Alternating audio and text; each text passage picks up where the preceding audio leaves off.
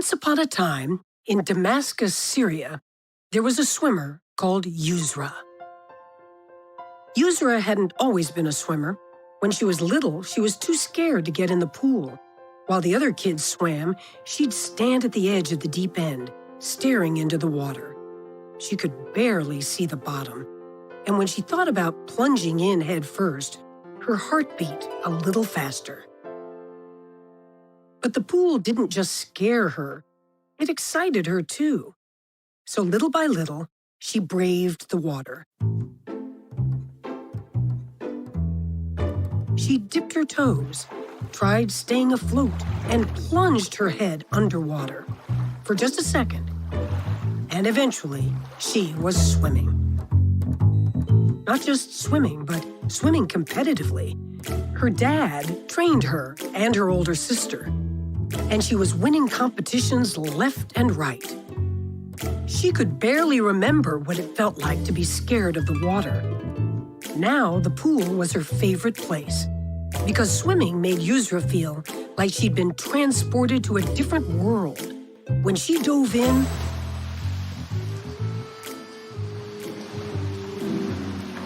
all the noise around her disappeared.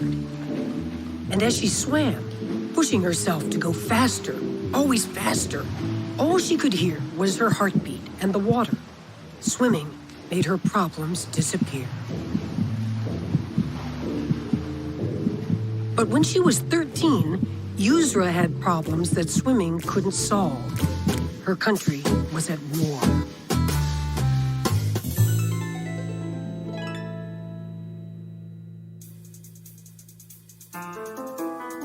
I'm Diana Nyad, and this is Goodnight Stories for Rebel Girls, a fairy tale podcast about the extraordinary women who inspire us. This week, Yusra Mardini.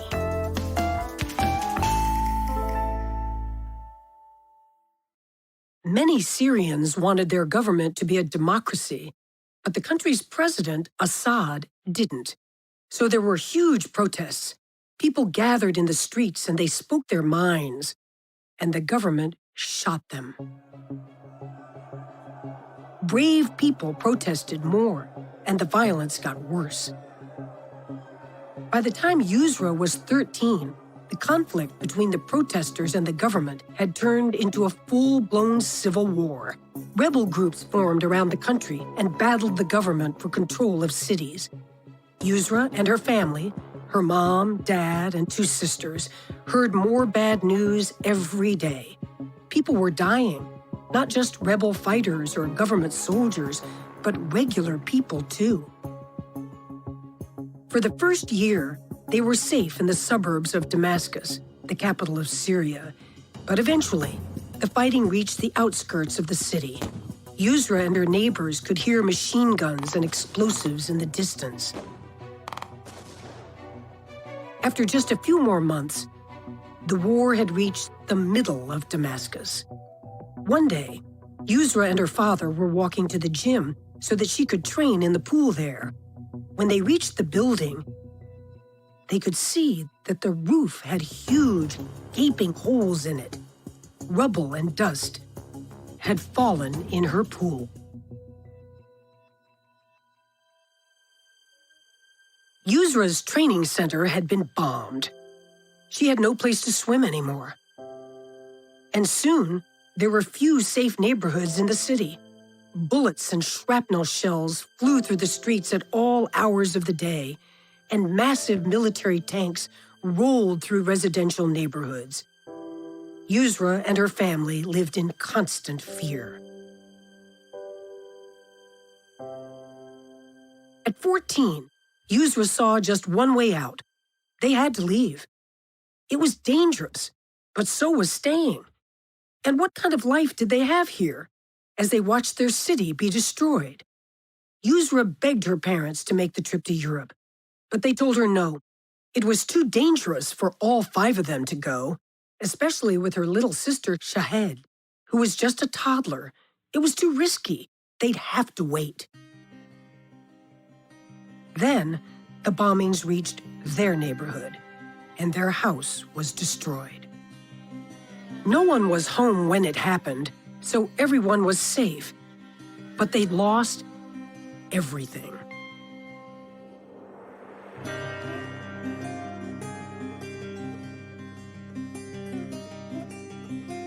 Yusra's mother came to her with a plan.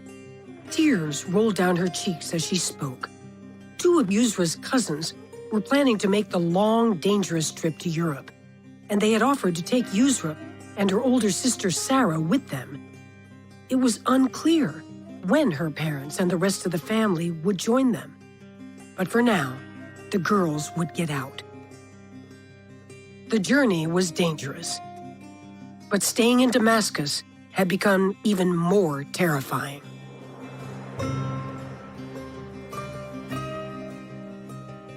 The plan was to go to Berlin, Germany, where many other Syrian immigrants had fled. Maybe they could find a welcoming community there. And Yusra hoped maybe she could swim again. She'd heard they had good swimmers in Germany. The day she left, Yusra hugged her parents and younger sister goodbye, choking back tears. She left Damascus with almost nothing: a cell phone, some clothes, and cash to pay the smugglers that would help her and Sarah sneak across borders, because in many of the neighboring countries, Syrian refugees were not welcome. They set off with their cousins and a group of other refugees. First, they flew to Beirut in Lebanon, and then to Istanbul, Turkey. Every step of the way, they were terrified of being caught by the police, who would surely send them back to Syria. From Istanbul, they made their way south to the part of the Turkish coast closest to a Greek island called Lesbos. There, they met up with the smugglers who had agreed to help them in exchange for money. They were about to embark on the most dangerous leg of their journey, by boat. Yusra and Sarah hid with the group in the woods by the beach. They were waiting for the right moment when the smugglers thought it was safe to make a move. They needed calm waters and to avoid the Turkish Coast Guard. Finally, it was time. The smugglers loaded them onto the tiny boat at the dock and pushed them out to sea, the little motor whirring. But almost as soon as they'd set off, they were spotted by Turkish Coast Guards who forced them back to shore. Yusra got a nervous feeling in her stomach, like butterflies, but not the good kind. This was going to be harder than they thought. They decided to try again as soon as the sun had gone down. Now, with the cover of darkness, they might just have a shot. The drone of the engine forced them all into silence, and slowly, the coast behind them started to shrink. The trees they'd hidden in for days got shorter and shorter as they sped away out into the Mediterranean Sea.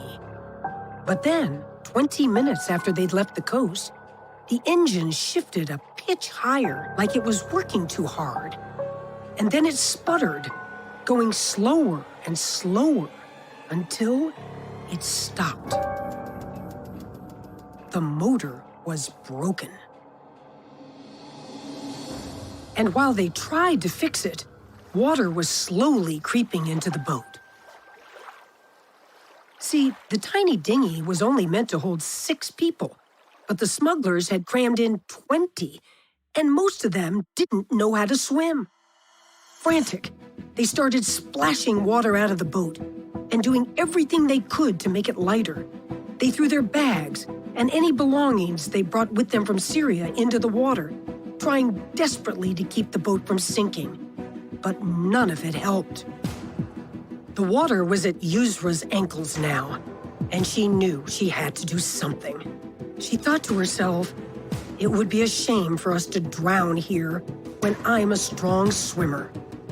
She looked at Sarah, and they both knew what they had to do. They jumped into the cold water with 2 other people.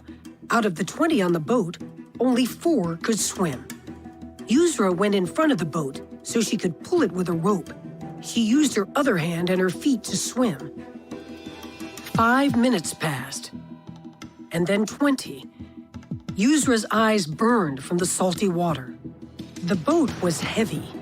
With 16 people on board and only 4 of them swimming and pulling, the struggle was immense.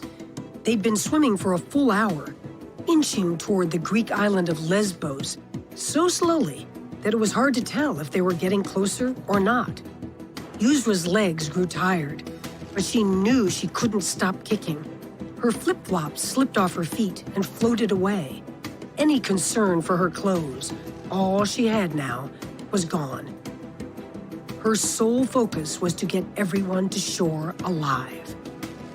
She wrapped her hand tighter around the rope and kept swimming. They pushed and pulled and pulled and pushed. Yusra was so tired she didn't know if she could keep going.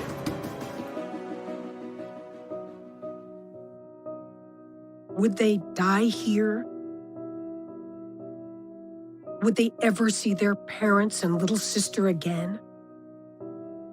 Yusra wanted to cry, but she couldn't, because when she looked up at the boat, she saw that one of the boys in the group was watching her swim. He was just 6 years old, not much older than Yusra's little sister. So Yusra forced a smile, and she tried to make him laugh. She didn't want him to think they were going to die here, even if they might. Now her hand was raw from holding the rope, and her feet were numb from the cold water. Her eyes still burned, and her mouth was chapped by the salt, but she kept swimming. And then, Yusra was sure she wasn't imagining it this time, the shore was getting closer. They were going to make it. Yusra, Sarah, and the other 2 swimmers dragged the boat onto the shore and collapsed onto the ground. They'd swum for 3.5 hours. They'd saved themselves and 16 other refugees. They'd made it. Now, they just had to get to Berlin. They traveled north from country to country, crossing borders however they could. After trekking through Serbia, they hid for hours in a cornfield, waiting for the right moment to sneak across to Hungary. Finally, in the middle of the night, they made a run for it. Not long after they crossed the border, the Hungarian police caught them and took them to a refugee camp. On the way, Yusra and Sarah looked at each other and they started laughing. When the police demanded to know what was so funny, the girls just laughed harder. Yusra thought to herself, "We were going to die in the sea, and now you think we should be afraid of you?" Of course, once they got to the refugee camp, they ran away the first chance they got. These girls were not to be stopped. They hadn't yet reached their final destination.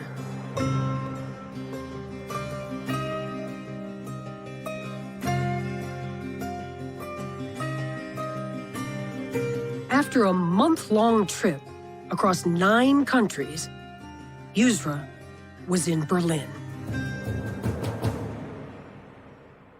Things were far from perfect. She slept on the ground in a refugee camp for months after she got there. But she was safe, and she'd heard about a swimming club. Wasserfreunde Spandau 4 was one of the best places for young swimmers to train in Berlin. Yusra decided to try out for the team. It had been 2 years since she'd been in training, so she was out of shape, but the coach could tell she was good. She had great technique, but more important than that, he could see that she loved to swim. Yusra threw herself into training. She'd wake up at 6 in the morning so that she could swim before school, and then head straight back to the pool once her classes let out. Her times were improving fast, and people were starting to notice. Her coach hoped she would compete in the Olympics in 2020, but she would become an Olympian much sooner than that. In 2016, the Olympics created the first refugee Olympic team. and they asked Yusra to be a member. She was one of 10 athletes from around the world that would compete at the Olympics as refugees. After fleeing Syria and enduring the treacherous escape to Germany, she was still considered a refugee, a girl without a home country. But now, she was a proud Olympian. Yusra raced in the 100-meter butterfly. She was the only member of the refugee team in her preliminary heat. And she won. She didn't medal at the 2016 Olympics, but she has her sights set on gold in 2020. She still lives and trains in Berlin, where her parents and little sister live now too. She says she doesn't care what country she swims for, Syria or Germany. None of that matters in the water. What matters is making all the refugees watching proud. She wants everyone watching to know that even without a country, you are someone worthy of being considered the best in the world.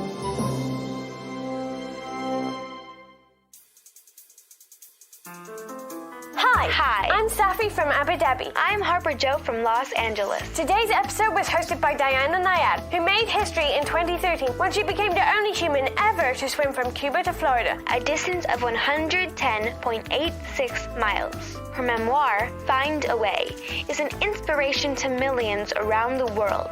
This podcast is produced by Elena Favilli and Francesca Cavallo, with writing and operations support by Elyssa, Dudley, and Darby Maloney. Sound design and original theme music are by Elettra Bargiacchi. This show is sponsored by the New York Times best-selling book series Goodnight Stories for Rebel Girls. Did you know Goodnight Stories for Rebel Girls 2 just came out? Go to rebelgirls.co and use promo code REBELPODCAST to get your copy with a 15% discount. If you liked this episode, please share it on Facebook, share it on Twitter, share it everywhere. And please review it on Apple Podcasts. Goodnight Stories for Rebel Girls is a production of Timbuktu. Today's host, Diana Nyad, lent her voice to benefit foster care centers in Los Angeles, where Timbuktu has donated 100 copies of the Goodnight Stories for Rebel Girls books in her name. Until next time, stay tuned and stay rebel.